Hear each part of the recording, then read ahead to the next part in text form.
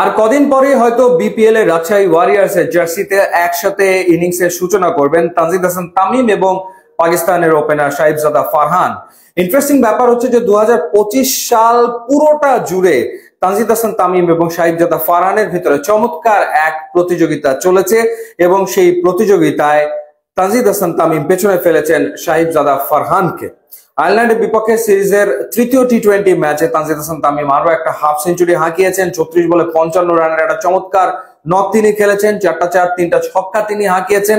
In fact কিছুদিন আগে West ইন্ডিজের বিপক্ষেও ব্যাক টু ব্যাক দুটো হাফ সেঞ্চুরি তিনি করেছিলেন, একটা 89 রানের ইনিংস খেলেছিলেন এবং আর একটা 61 রানের ইনিংস খেলেছিলেন। 2025 সালে টি-20তে বাংলাদেশের সেরা পারফরমার তানজিদ হাসান তামিম। এই বছরে তিনি 8টা হাফ সেঞ্চুরি হাঁকিয়েছেন। ইনফ্যাক্ট এই মুহূর্তে টি-20তে বাংলাদেশি ব্যাটারদের ভেতরে হাফ সেঞ্চুরি মারার দিক থেকে তৃতীয় স্থানে রয়েছেন তানজিদ হাসান তামিম। 1 নম্বরে রয়েছেন লিটন কুমার দাস 16টা 50 করে, 2 নম্বরে রয়েছেন সাকিব আল হাসান, তার 50 সংখ্যা 13 এবং তানজিদ হাসান তামিম 50 করেছেন 11টা। কিন্তু এই 11টা 50 করতে তানজিদ হাসান তামিম ম্যাচ খেলেছেন মাত্র 45টা, যেখানে 16টা 50 করতে লিটন কুমার দাসের ম্যাচ খেলতে হয়েছে 120টা এবং সাকিব আল হাসান 13টা 50 করেছেন, তিনি ম্যাচ খেলেছেন 129টা।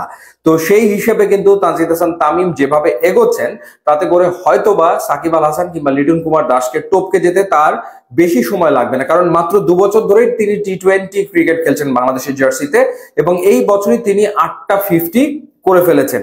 এবং কোথায় তিনি সাহিবজাদা ফারহানকে পেছনে ফেললেন সেটা যদি আপনাদেরকে জানাই, সেটা হচ্ছে 2025 টি-20তে রান তোলার ক্ষেত্রে তানজিদ হাসান তামিম 27টা ম্যাচ খেলেছেন 2025-এ, রান করেছেন 775 এবং তার গড় হচ্ছে 32.29 এবং তার স্ট্রাইক রেট হচ্ছে 135.25, 50 হাঁকিয়েছেন 8টা।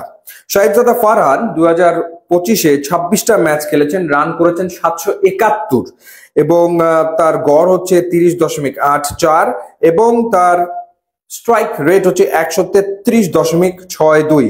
অর্থাৎ গড় এবং স্ট্রাইক রেট দুই জায়গাতেই কিন্তু তানজিদ হাসান তামিম তিনি আসলে সাহিবজাদা ফারহানকে পেছনে ফেলেছেন এবং রান করাতেও পেছনে ফেলেছেন।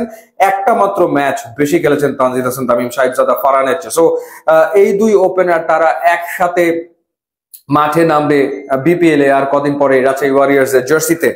আর যে ব্যাপারটা সেটা হলো যে এক বছরে টি-20তে হাইয়েস্ট ডেফিনেটলি রান করা ব্যাটার বাংলাদেশের পক্ষে তানজিদ হাসান তামিম 775 রান করেছেন। 2025-এ ব্যাটারদের যে তালিকা রান তোলার ক্ষেত্রে সেখানে 8 নম্বরে তিনি রয়েছেন, 1488 রান করেছেন করণবীর সিং, অস্ট্রিয়ার একজন ক্রিকেটার।